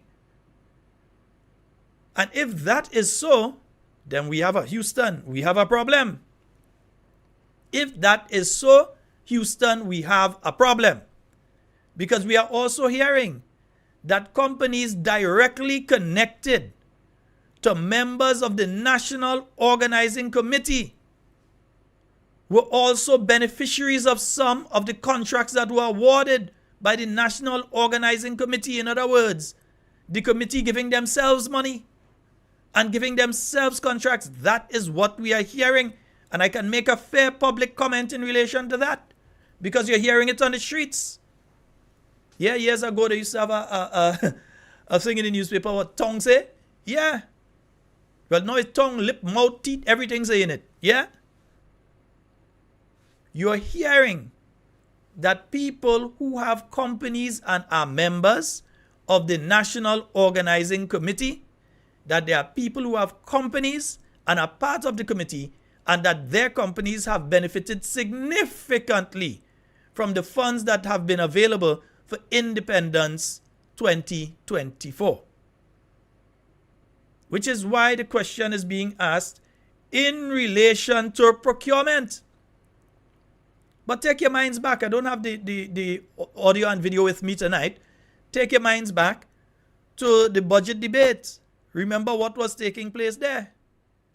Remember, during the budget debate, the Prime Minister was saying that he don't too fully with this Procurement Act and that they're going to have to increase the amount of money under the Procurement Act from $15,000 probably to $100,000. I think that was the figure that they gave. I'll have to find the video of that over the weekend. Yeah? Where they were saying, even the Minister of Finance mentioned that they find it too cumbersome to have to go. And there's a reason for that. Because you want to get the best for money. Yeah? You want to make sure that the very thing that people are hearing is happening now, that members of the committee have companies that benefit. So maybe the members of the committee can say, if any of them, and probably that's a question that needed to go through to them, we need to know if any of the members of the committee have a company that benefited directly or indirectly, because you could subcontract, Yeah, you could get a contract to do lights on the Carriacou and you could subcontract it to our next company and you get your share and that company get the share. So you now know there is a Procurement Act. It's law. When I say act, I actually mean that there is a law in place that says how this is supposed to take place. But be warned, the Prime Minister has already stated their intention to increase the base figure from $15,000 upwards. And do not be surprised if that is done and it is done retroactively. By that I mean that in a month, in a few weeks, could be in a few days, that they passed a new Procurement Act, an updated Procurement Act. And when they pass that new act, they change the amount that you have to go through the procurement process from $15,000 to $100,000 or $250,000. And you know what that does? Then they safeguarding all the people that they just went to and say, hey, you have a contract, put up things. Put up, you do all the bunting and thing there, you have a contract. Yeah? It safeguards all those people. It safeguards all the other people that they give a look 10,000 there, 20,000 to there, 30,000 to here, 40,000 to there. They're going to safeguard them by making the law retroactive. Don't be surprised if you see it coming up. Don't be surprised to see that anywhere within the next 3 to 4 parliament sittings, you hear that the Procurement Act is being changed. And that the figure, because they've already said that they're going to do that. Yeah? But that has not gone to Parliament. That has not been done right now. So you know what is happening now? What they have done is illegal. And I'm going to say it clear. I do not believe Ms. Gail Purser in relation to that proper procedure was followed in relation to the Procurement Act. I know what the Procurement Act says. Yeah? I know what it says. And proper procedure was not finished. The only time under that act, the only time that a government is allowed to sole source, in other words, to just go to a company and say, hey, we need that and buy it from them, is in a case of national emergency, like during COVID. So during COVID, because of the urgency, so you need masks, and one company has the mask or 2 companies have the mask, instead of putting through the process, you need the mask immediately. It's a national emergency. So you could have just gone and buy in bulk from the 2 companies or 1 company or whatever. Because it leaves leeway for situations where there is a state of emergency, a national emergency. So it could be something like COVID. It could be a natural disaster like hurricane or earthquake or something like that. And you need to be able to get things one time. Then you can't go through the process of tendering out and publishing and asking people to bid, and then the committee sit down and go over the various bids and select the best bid. No. In a case of national emergency, you do that. And while we may consider the NDC being in office right now and their incompetence and a national emergency, no national emergency in the state of Grenada has been officially disclosed, has been officially put in place. Yeah? No state of national emergency. So there is no way that the committee could go and sole source. There is no way they could go and do that. All right? So, folks, we're going to open the phone lines. 440-7377. I just don't want to say they lie. But I'll say that I think that they are playing, yeah, they're playing around the truth. Yeah, they're playing around they're playing around the truth and thing, man. You know what? Let me hear another, before we take call and thing there, let's hear another piece from this morning. I want to hear something else from this morning. I want you all to hear something else from this morning, eh? So let's go to that particular one here. My question though is, as you enter the ministerial complex, there's a monument that was placed that depicts the father of our independence, Eric Matthew Gary. To date, that the surrounding of that monument been basically surveyed, was not clean and so on. And maybe speaking about or addressing independence, and a lot was centered around people Eric Matthew Gary. And was it deliberate? Was not oversight? At least the monument was no attention was given to it. And do you have any plans to address that? I think it's one that will either say to your ministerial complex, and basically its present condition is not one that people want to see, especially in a time like this. And my second question has had to do with the announcement. So, folks, you may not have heard clearly what was asked by the journalist there, Mr. Johnson Richardson.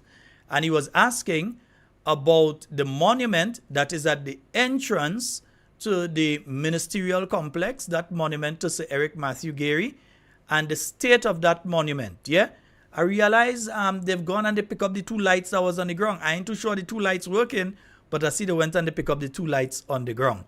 All right, let's hear his other question. And we're going to take the calls. Sorry, we're going to take the calls in a while, but let's just hear the rest he has to say here. Was made for no music. I know there was some discussion about that limits. I want to question the timing. Was that a certain part that resulted in the lateness of that disclosure? Information that no music or no amplified music on the 7th of February. So those two questions for me. So the second question he's asking here, he's asking about the notice that was sent out in relation to no amplified music, and he's questioning the timing of that. So let's hear their response. Mr. Johnson, thank you for the questions. With regard to question one, or comment one, I would say yes, all efforts, and I think from the best of my recollection, that area was cleaned and prepared in good order for the celebrations. After we embarrassed them into doing it, but anyway. We do have a general, I would say, problem in terms of a structured approach to maintaining some of these sites of memories. But as mentioned earlier, we will be commissioning a Heroes Park. And with that park would come some institutional structures to ensure that these things can be upkept, not only around a celebration period, but year round. And I think, that monument at the ministerial complex will be included under that overall program. So again, sites of memory is something that almost all countries have, but it's beyond just putting it down and leaving it there. It needs to be maintained.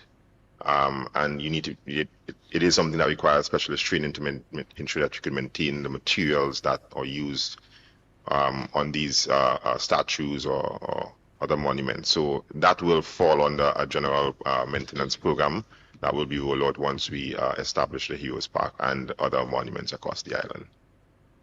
With regards to question two, right, so we embarrassed them into actually going and fix up the light, cut back the bush a little bit that was covering the other lights. I didn't think they polished the statue, and I haven't been there to see if they power wash the area and that kind of thing. But you see what Talking Points does? That's why I love all you. Yeah, that's why I love you all, right? You all make them clean the area, Respect Sir Eric Matthew Gary. Right, on to the question of the music now. Listen carefully to how Mr. Orlando Romaine responds to the question of the revocation of the license and so to play music.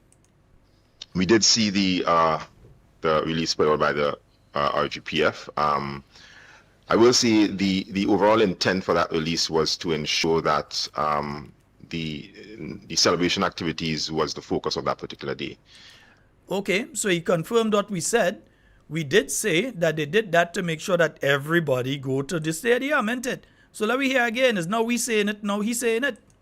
With regards to question 2, we did see the release put out by the RGPF. I will say the overall intent for that release was to ensure that the celebration activities was the focus of that particular day. Right, so the celebrations, I mean, NDC didn't know that before because they used to have things in Cameron Park and all kind of things. So they didn't know about the focus on Independence Day being the Grenada National Stadium. But they give people permission. Police actually gave people permission and called them and take it back. Yeah, the day before Independence. But anyhow, so he's saying here that the reason it was done was to ensure that everybody go to the stadium. That's what he's saying. But let me hear the rest of what he had to say.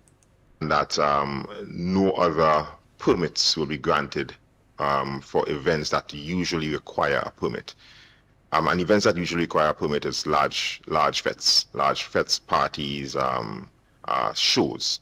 So the release, the intent of the release was to speak to those types of events. I will agree that. Again, and I can confirm that there are several individuals who had, as they ought to do under the law, applied for permission to use amplified sound systems during that period.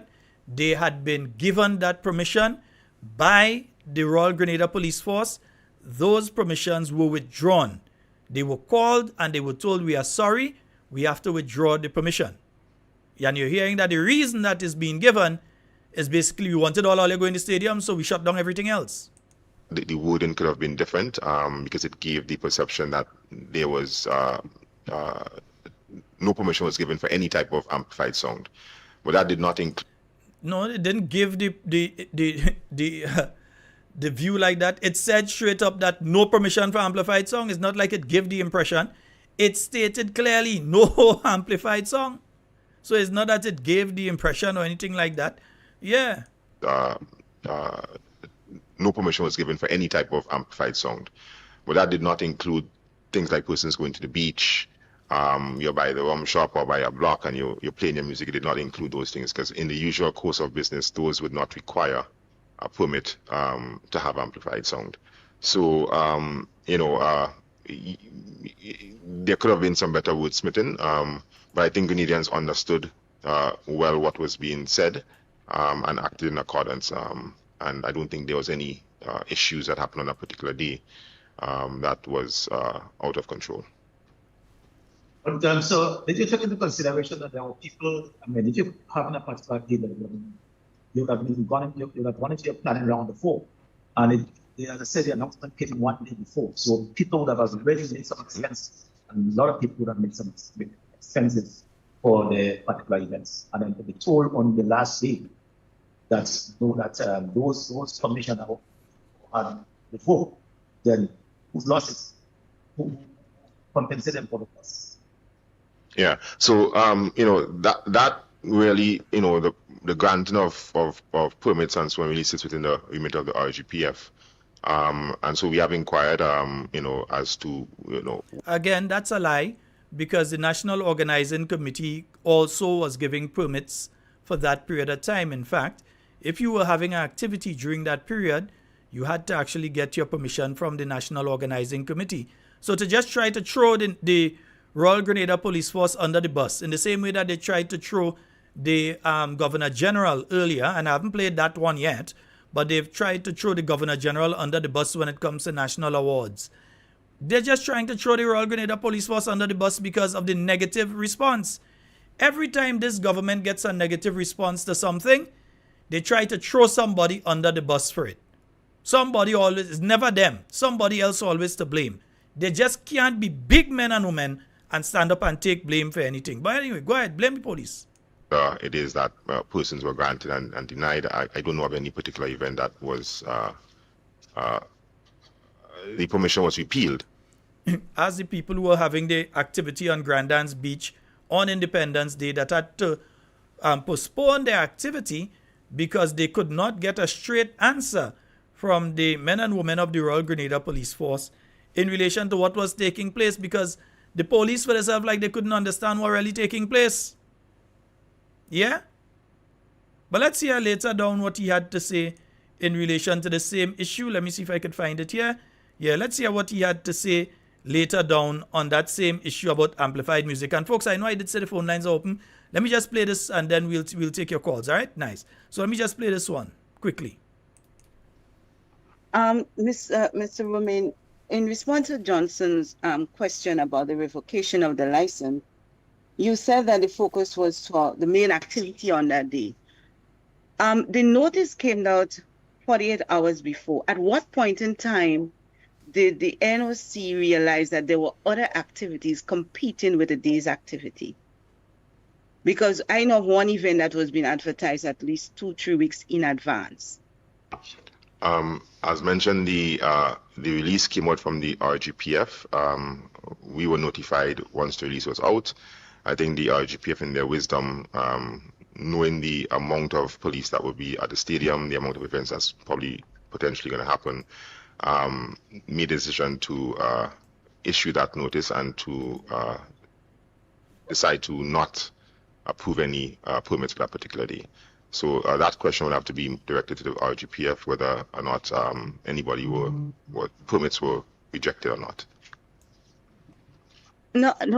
My question has to the police issued it saying all permits issued has been revoked. And earlier on, you said that the intention was for there to be one event. Everybody goes to that event to one or the other way. So my question is, whose decision it was? Was it in collaboration with the NOC or the police stood on their own and do that?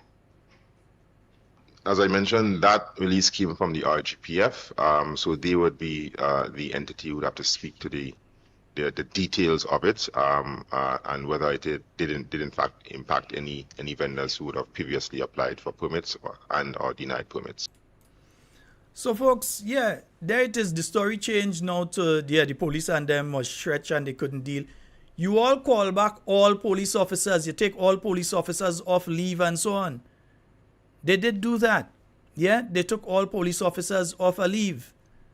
So they had sufficient officers. Now tell me how they're going to operate when Easter comes. Because I'll tell you something, huh? The Easter weekend, in case many of us have not realized, over the past few years, and folks, the phone lines are open, you can call. Yeah, over the past few years, what I've recognized is that the Easter weekend has the most activities taking place. Yeah, even more than around Christmas time and so.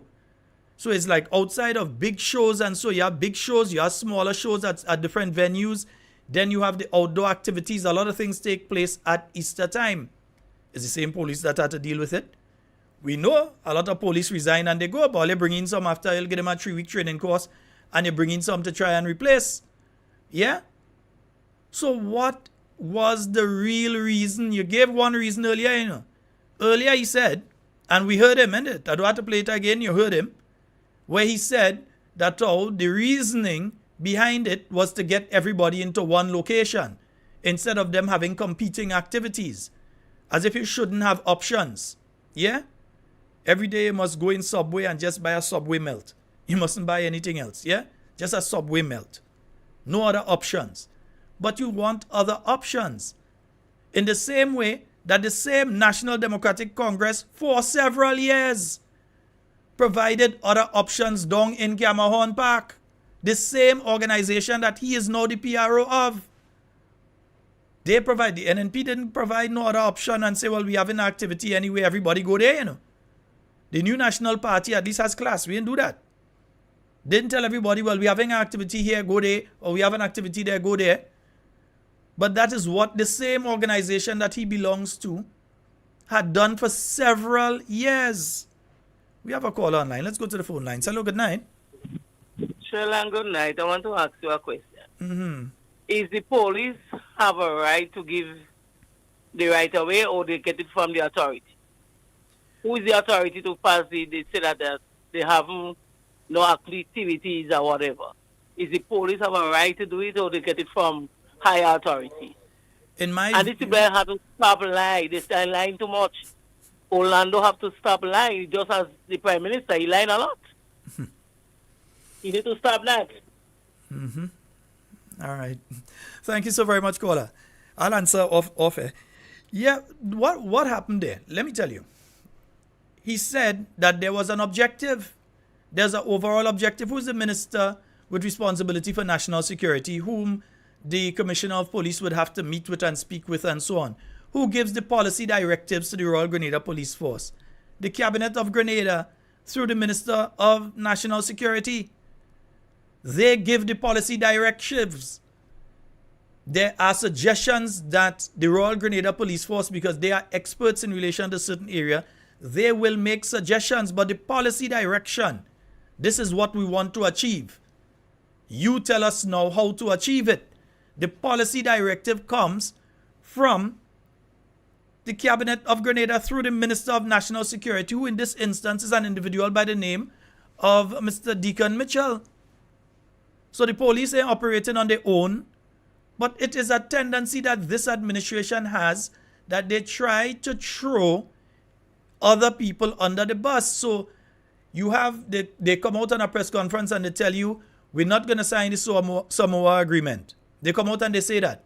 Yeah, we're not signing the Samoa Agreement until the technocrats have a closer look and thing. While they're saying that it's being signed, who had to jump under the bus and lie prostrate?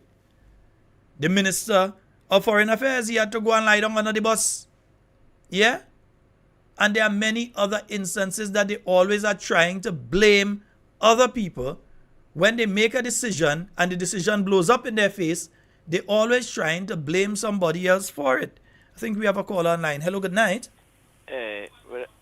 Brother Sheldon, good night. Good night. Go right ahead, caller. It seems now like this government take a trend to just continue to lie. Hello? You go ahead, caller. We're hearing you. You go ahead.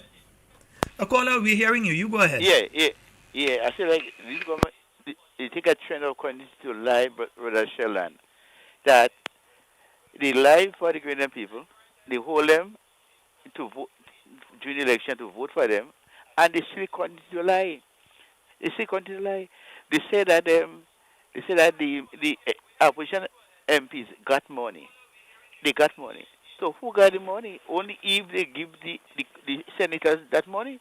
Because when you look toward the constituency, the way NMP won, instead of money spending, and they see people spending the money, but the people that the candidate, the MPs for the opposition, they didn't receive any money.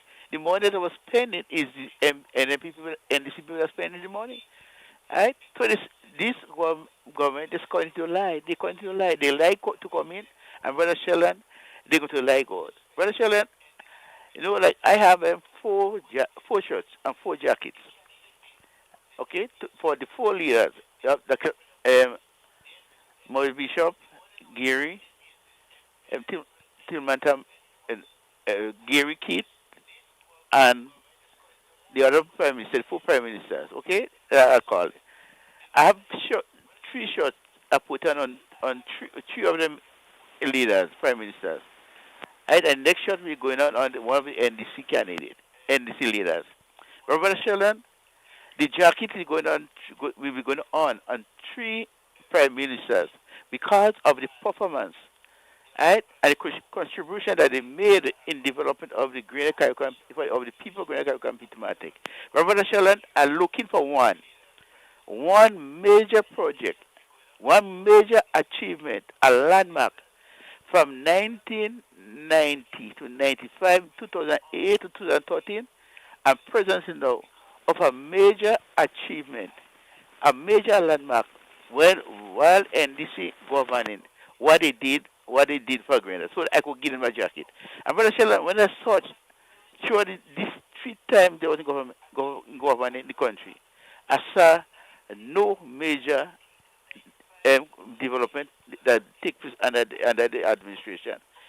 All what I saw is more hardship, more difficult times, and the same attitude they continue to do is to help themselves and the friend.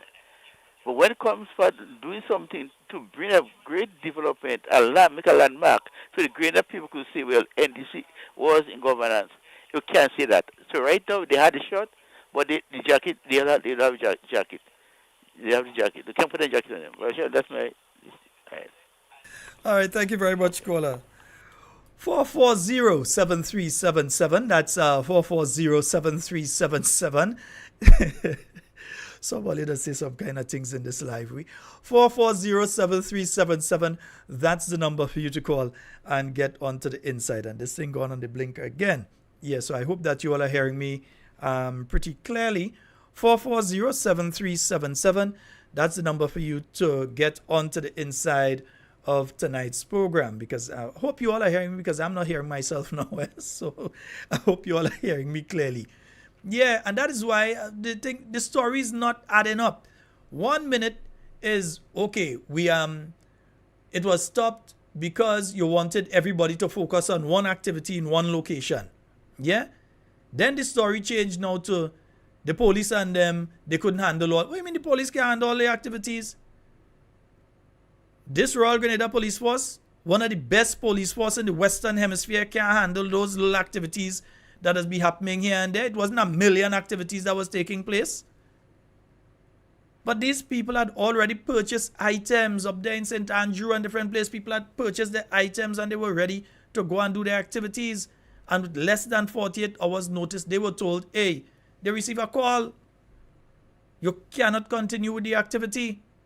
So to give the impression that that is not true and that didn't happen, you might fool somebody outside of Grenada and is not paying attention. But you would not fool those of us that are here and seeing what's going on.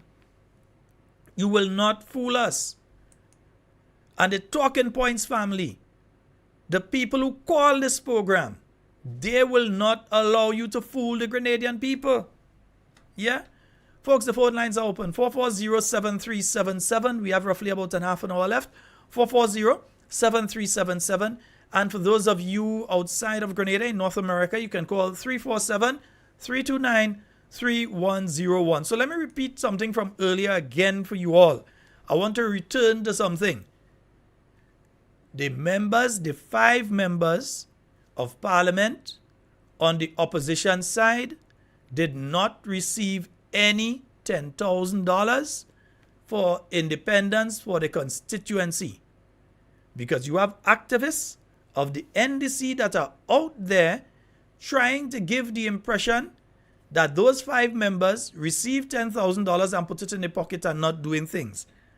They did not get any money. We have a call online. Good night. Good night, Brother Sheldon. You hear lie? That is lie. You hear lie? Don't to lie. Oh God, that is lie. That is lie, Brother Sheldon. Oh God, them fellas train themselves to lie, so have a good night, you hear? Thank you so very much, my dear. To lie.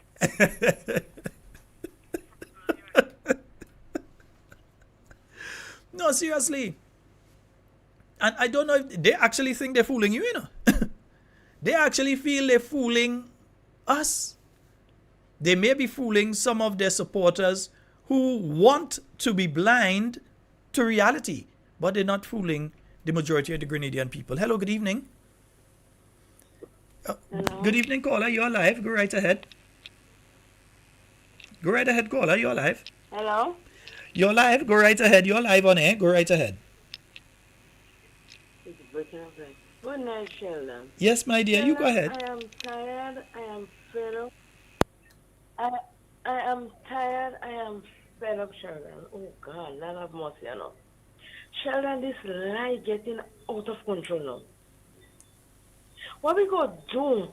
And we can't speak. We can't say nothing. They want to cut our throat. Oh, God. Let the truth reveal. The word of God says, speak the truth and speak it ever cast it what it will. The Prime Minister lying. The members lying. Everybody just keep lying and lying. What are we going to do? What are we going to do, Sheldon? I saw you show this video with the Prime Minister once they go and recognize them in Victoria with the flag and things like that. And when I look at this thing, the Prime Minister like Michael Jackson, full security and umbrella on top of the Prime Minister head. What kind of children play thing is that? What kind of Prime Minister we have in Grenada Diplomatic to represent us? What are we going to tell about children and grandchildren in the future to come, Sheldon? What kind of person we have represented us in Grenada Diplomatic? They know what kind of person the man is. You know what the man dress? The man dress. Lad. I mean, everybody know what he is. If you don't know what I know what he is. Since I saw him the first time, he gets into politics and I see that man, I know that man's strange. And he's showing it now, he's showing it. You don't hide it no more. And people still can see. They love him. Oh, they're the best prime minister. Oh, this, that. Lord have mercy upon us. I'm glad for you all. I mean, educating us.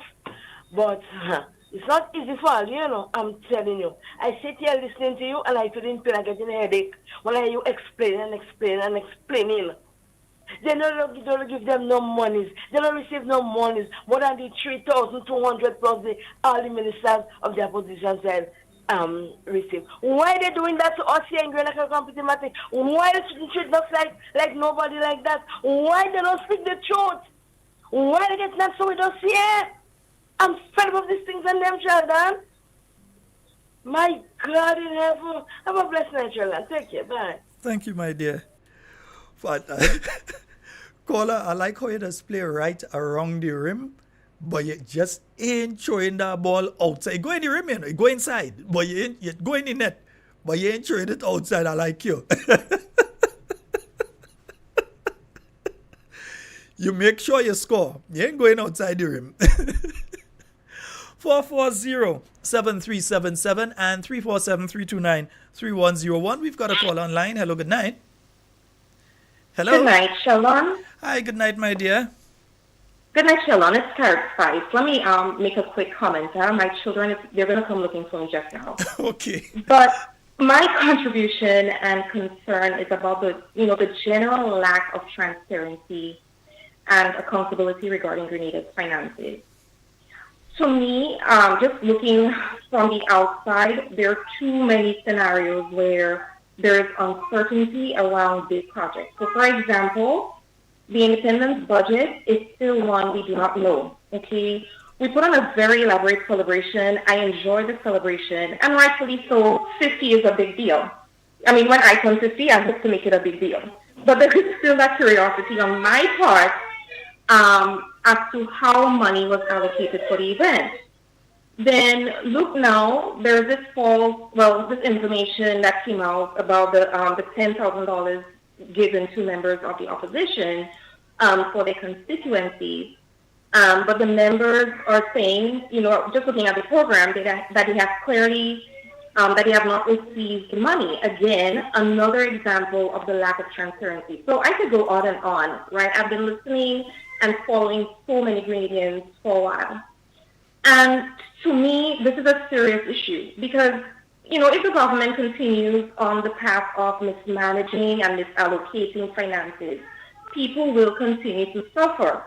And I remember the caller from a few nights ago where he said something to the effect, I can't remember his exact words, but he said that it's perceived that the government is creating, whether unintentionally or intentionally, this is the consequence of their action. They're creating a socio-economic divide on the island where you'll end up with a Grenada that clearly and distinctly has two classes of citizens. So the ones that are very well-to-do and the Grenadians who are struggling day-to-day.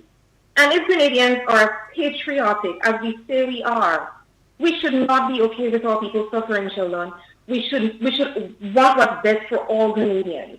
So I'm very curious about our socio-economic outlook, like in a year or two, because the government clearly lacks accountability regarding Grenada's finances.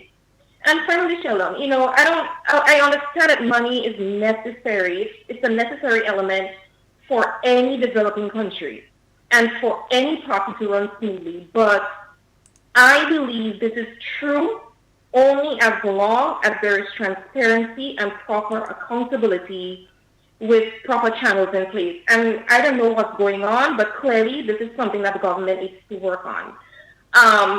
I live in the diaspora. I'm calling from Texas, and I try to keep abreast with what is happening in Grenada. I vow to not be one of those ignorant Grenadians. I try to keep up with what goes on back home. I come to Grenada often, and I get involved with activities. I'm very passionate. I'm deeply passionate about what goes back in my country. I was a teacher back in Grenada, so I am a daughter of the soil. I'm very rooted in Grenada. But the general feeling I have right now is it's just red flags, and red flags of brewing corruption. I know that's a strong choice of words, but that is what I am inclined to say based on the lack of contribution or the lack of transparency that I see. So Sheldon, that's my little contribution for tonight. I appreciate it. Thank you so very much, caller. Thank you so and very much. You keep on with the show. I really enjoy your program, and happy 50th to you, and blessed night, everyone. Bye. Thank you so very much. And again, let me make you all know one thing. Sheldon is nothing, right?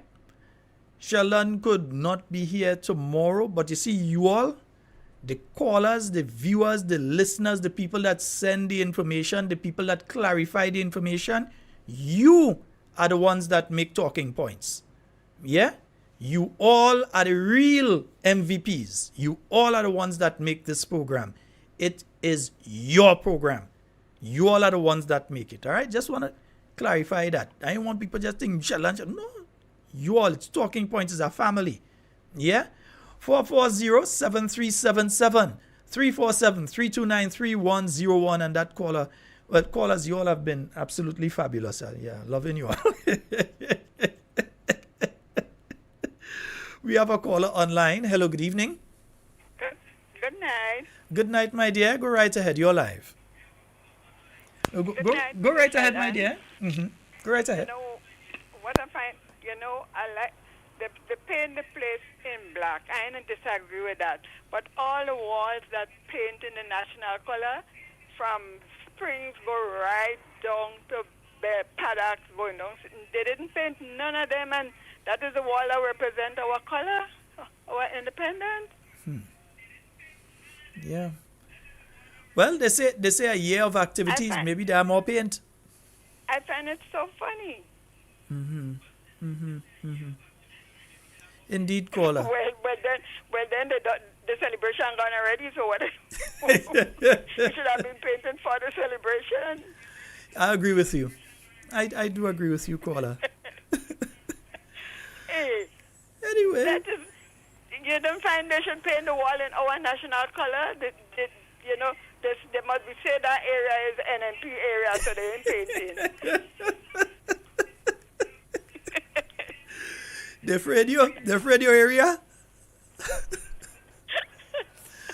But worry not, my dear. What we have to do is that we have to try our very best. Have a good night. Thank you. What we have to do is continue to expose these lies. And remember, the lies started very early, It started with when they say that Dr. Mitchell called and all kind of thing. And that was just like within just not even 48 hours. The lies start. Well, they had lies before the campaign. We've been proven that. But even after taking office, the lies started there. Then it came to, we have cabinet conclusion. And I know you all are still waiting to see this so-called cabinet conclusion. All of us are still waiting to see it. We've got a call online. Good night. Hello. Good night. You. Good night, sir. Grenadians and Sheldon. Bro. What's up talking point? you. I envelope for you, but I think I'm holding back to see who will pay more money for it. I might get a cut out of that 22 point something million. You got a brown envelope, man? Envelope berry. You got one of the brown envelopes that are just fine in front of my door? Well, watch me. I'm a broke envelope. Drop it off, man. You know. But here what now? Mm-hmm. The colors are talking about the painting and the walls that are missing the colors. Mm-hmm. I mean, I blame devil advocate, you know, look up in the sky, only get the colors in the sky. You get the painting John. John paint the sky. Well, instead of the 500 houses promised, we got 500 drones. Well, people can't live in the drones. Mm-hmm. And the average cost of a drone is 700. So you're speaking close to $1 million just for the drones themselves. You're not speaking about the other aspects of it. So you're speaking at 1-point-something million at least not at the lower end. The streaming aspect and everything, the infrastructure that is tied into the show itself. Yeah. You know? So the money is a lot more than what people think it is. But hey, man, listen. As I say, it was a movie. The movie over. When you go, remember back in the day, you go Regal Empire. You're a young cat, you know, so what do this man? What is man telling me about? I would know about Regal. I know about Regal, brother. Especially Christmas Eve night, you go to midnight and you watch some kung fu. Matinee. Yeah. Say it properly. Matinee. Matinee. Right. You know, and you know that you watch to kung fu, you spend your little $10 yard. You buy mommy meat nuts and wherever. After the show, the money done. You can't even take a you have to walk home. So now the show has come to an end. Back to reality life.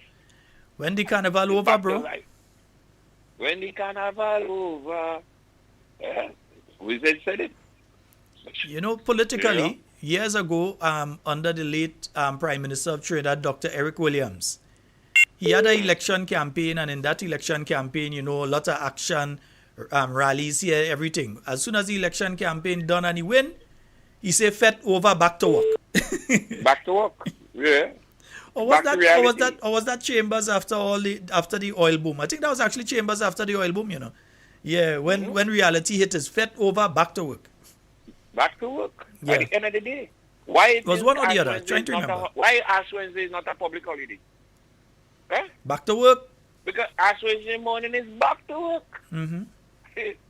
You know, after the Good Friday, you fly a kite, and Monday morning, with the exception of Easter Monday, it's back to work. Mm-hmm.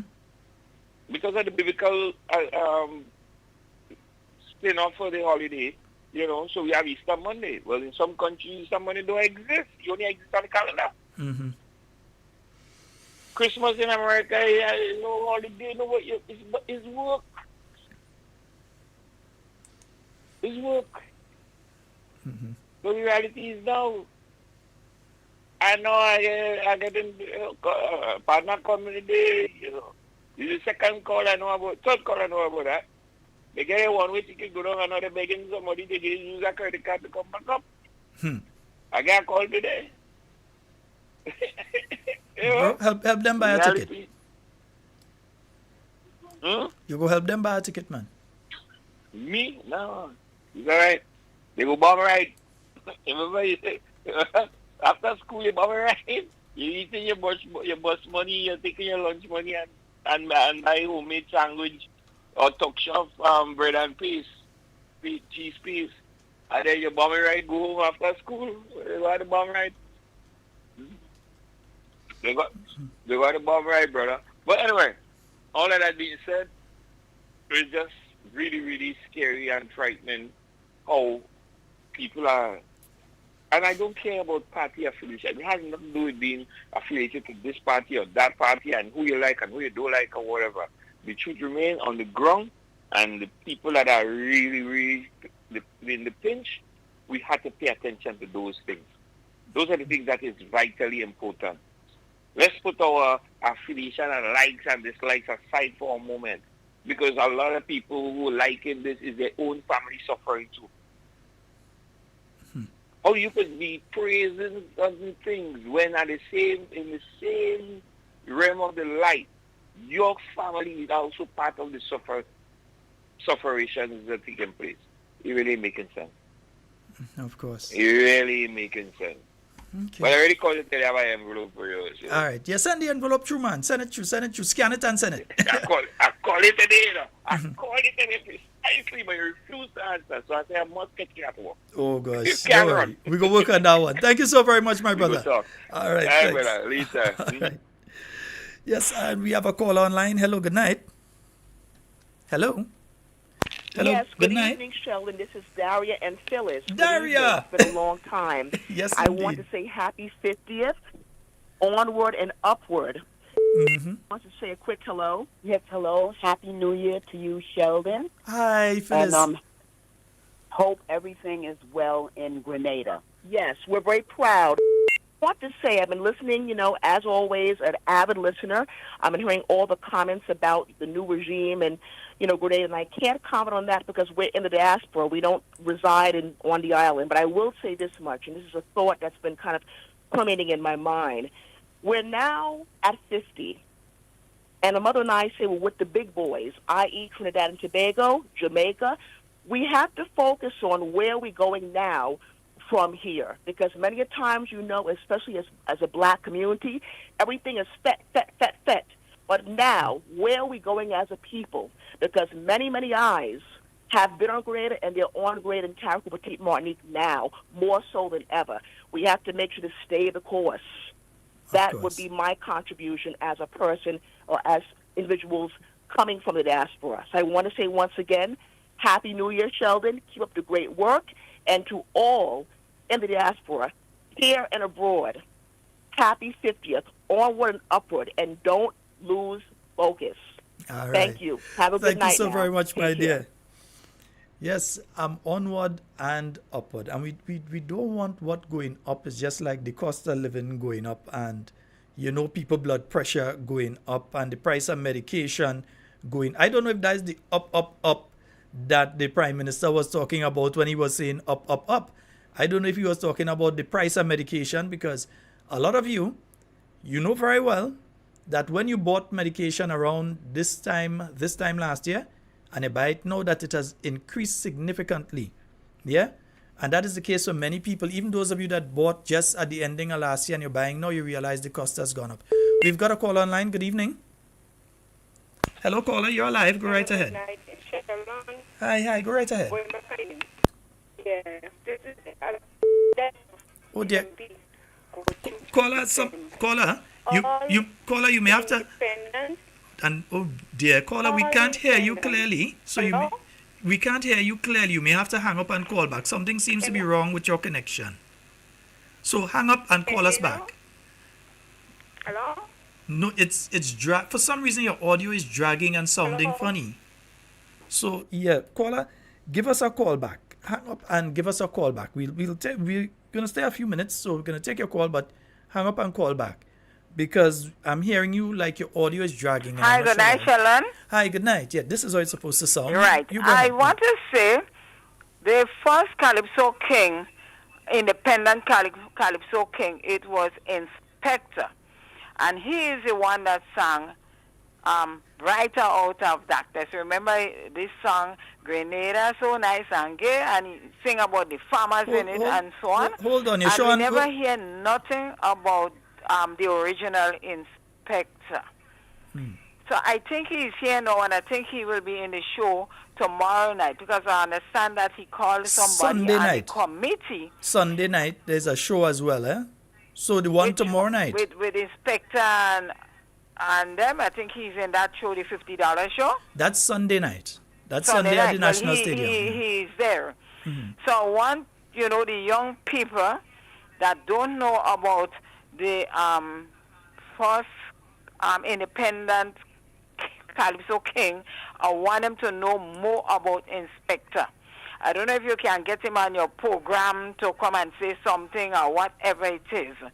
Because I think he had migrated, to the United States. And I think he come back here now to take part in the show. Okay, thank you. All right, thank you, caller. All right, 440-7377. Caller who called a while ago, we were not hearing you properly because for some reason, there seemed to have been a drag on your line. So you were talking, and we want to hear what it is you have to say. So we're giving you the opportunity to call back. There's something seemed to be wrong there, so I couldn't make out what it is you were saying. All right, so I'm hoping that's the caller that's calling back. Now let's see if we get them clearer. Hello, good evening. Hello. Oh boy, something seems to be wrong with you. Yeah, Hello? okay. Okay, we're hearing you proper now. Go ahead. Yeah. Yeah, Sheldon, this is the worst independence celebration I ever see for Tempe. With painting, no painting. All the long posts, they just take up 3 big pieces of cloth and they put wrong them long posts on them. And then 2 little pieces of banner up in the air. When you come through from Marastil and you come through from River Road and you come down from Montparnasse, around the Coke factory, they used to look so nice when independence. Well, I don't know what one way they do. I don't know. Tempe was the worst. No cleaning up, nothing. This is my contribution for tonight. All right. Thank you so very much, caller. Okay. Yes, indeed. Folks, yeah, I'm going to take a couple more calls before I have to run out. So it's not yet 10, but I can take a couple more calls before I run out. 440-7377. That's 440-7377. And for those of you outside of Grenada, 347-329-3101. The WhatsApp is still down. I will have to do some work on the machine. No, the machine is okay. It's the WhatsApp seems to be giving a problem itself. Yes, so I'll have to try and sort that out over the weekend. Look for the fix and try and sort that out over the weekend. That machine is okay. So it's just a sort of that issue with the WhatsApp itself. Yeah? 440-7377 and 347-329-3101. And folks, I think it's time that these individuals start owning up and being men. If they're not in parliament saying big dogs and then saying it's not that, they say it's big boys. When you have about 4 different streams leaving from inside there, you have the Hansard, you have the people you're recording everything and writing it out and putting it into record. You have all of this thing and they're lying inside there. So you think outside they wouldn't lie? Yeah? You had the Prime Minister of this country stand up and say that he has a cabinet conclusion that proves the New National Party was involved in corruption. And when called out on it by leader of His Majesty's opposition and former Prime Minister, Dr. the Right Honorable Keith Mitchell, to present said document, because what he is saying is that he is actually accusing Dr. the Right Honorable Keith Mitchell and every other member of cabinet at that point in time, including the one he has sitting in his cabinet right now, of wrongdoing. But up to now, you can't hear anything about that cabinet conclusion again. We have a call online. Good evening. Hello, good evening. Hi, good evening. Good evening, my dear. Go right ahead. You're live. Yes, good night. Just want to call and say happy 50th independence.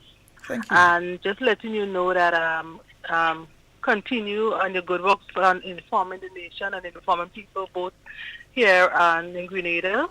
Because without you and without the program, there's a lot of things we would not have known. So we do really appreciate that. But something, I just find that something is really wrong because I don't understand why there is so much a lie.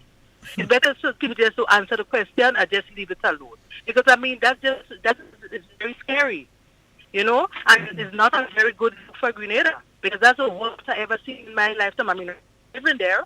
I mean, but I hear the cries every day. I speak to people home, and you know what's going on. So I just find that is really weird. So I just tend to encourage people, especially the NMP supporters, to register. Don't let the noise in the market fool you because they have their support. So they will talk and talk, but you just go out there, register, and when the day reach, you all are registered and fully to bring back NMP back in power because that is the only party that cares. Because it's too much a nonsense and too much a lie. I don't understand why it's so much a lie. Just under 2 years in power, and every day is a lie. Every time you're calling in a conversation, it's a set of lies, and that is not looking good for Grenada because people is looking. But just go ahead. People just get registered. And when the time comes, just do what you have to do. Don't let the noise in the market fool you all because it doesn't make no sense. Because they have their support and they will continue talking and talking. So don't let that fool you all. Okay? All right, my dear. Thank you so very much. Thank you. Yes, the diaspora is in tonight. Yes, and a special good night to each and every one of you out there in the diaspora. Patricia and Matthew, a special good night to you. Let me clarify something. I think a caller made an error a little earlier. I was listening, and to me, it wasn't sounding correct, and somebody just corrected it for me as well. When it comes to Bright Out of Darkness, that's Dictator from on the Carriacou, yeah? Because if I remember correctly, I remember the Chinese military band being here for an independence and playing Bright Out of Darkness. I remember him singing Bright Out of Darkness ever, so it's not original Inspector, if I'm remembering correctly, because we want to make sure that when listeners leave this program, we have children that are listening. So, caller, you may have made a slight error there. So I believe it is Dictator, and I'm getting, I think, okay, let me see, the other song that you're referring to. Right, and the other song is by Mighty Unlucky, so the Mighty Unlucky is going to be at that show on Sunday. So let's just clarify, okay? Yeah, so just to make sure that everybody's on the correct page. All right, folks, we could probably take one more call if you call now. Other than that, we're going to start the wrap up. Yeah, one more call if you call now. Folks, those of you out there in New York, the diaspora, remember this activity, the cocktail, is taking place tomorrow. That's at 535 East 19th Street. Yeah, the casual attire, casual chic, you dress up your nice thing. Yeah, you could go sit your thing right. Nice. That's from 8 p.m. tomorrow. So that's the New National Party New York support group. So folks who are out there in New York and close by, you can support that one. You can go out there and support that particular one. All right, nice. And folks, yeah, we're going to have to close it off there for tonight. But it is time that this administration be truthful with the Grenadian people. Yeah? Sending people under the live, they won't last longer than 30 seconds anyway to try and distract us. That won't work anyway. It didn't work tonight. It has not worked every night that you've done it. So, I mean, you could go ahead and continue doing it if you want to waste resources.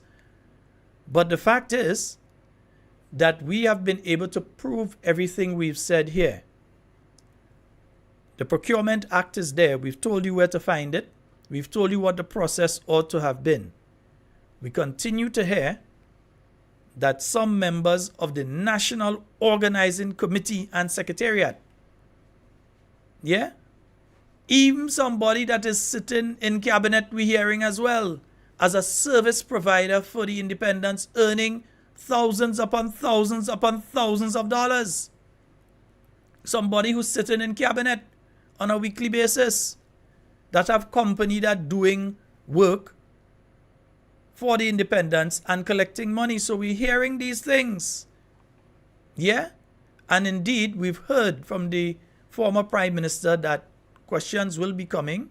We've heard from Honorable Emlyn Pierre that they will be seeking clarity in relation to some of the things that we've been hearing out there, because we want to be on the upfront with everybody and let everybody know exactly what is going on. Because you're even hearing out there on the streets that there are people, and there's a fair comment to make, you're hearing that there are people that have created companies just to be able to provide a service and collect money from the government of Grenada during this 50th independence celebrations. So when they come with all this thing about they go through procurement and all this kind of thing, they had to come good. All right? I ain't going to say they lie, but I just going to say they wasn't telling the truth. All right? Folks, that's all the time we have for Talking Points tonight. It's been wonderful being here with you, and everything you say and do it safe and secure. I want to be speaking to and with you, and definitely not about you. I am out.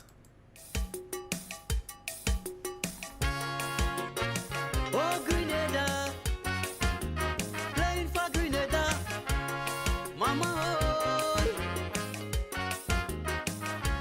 Ba-da-da-do, ba-ba-dam-ba-do, ba-ba-da-da-do.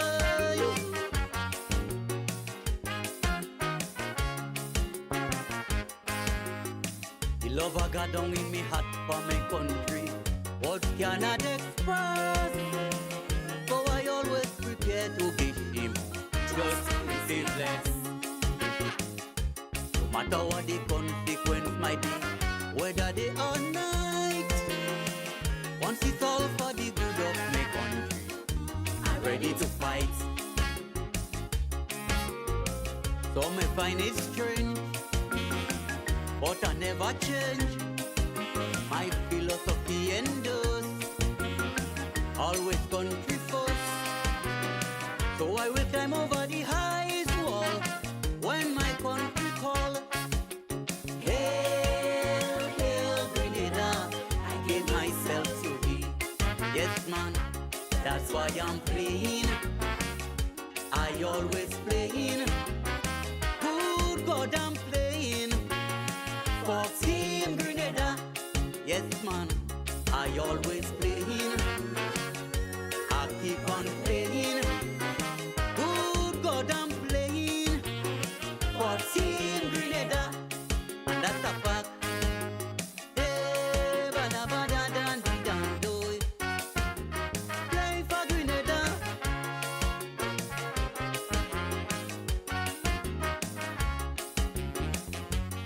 Baba, da, da, do it. Baba, da, da, do it.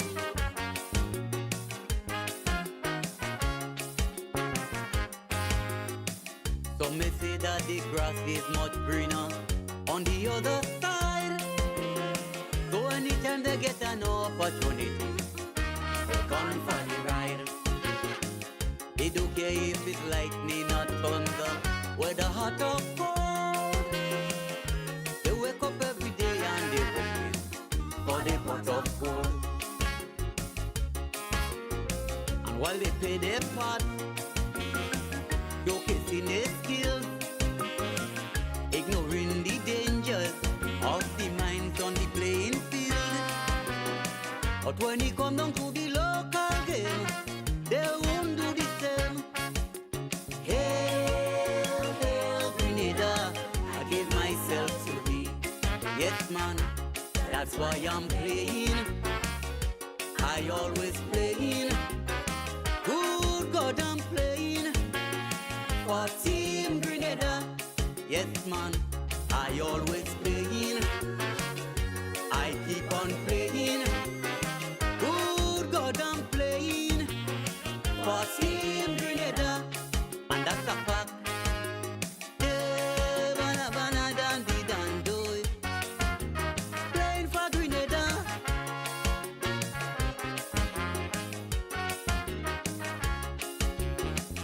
Oh, mama, hoy. Oh, mama, hoy.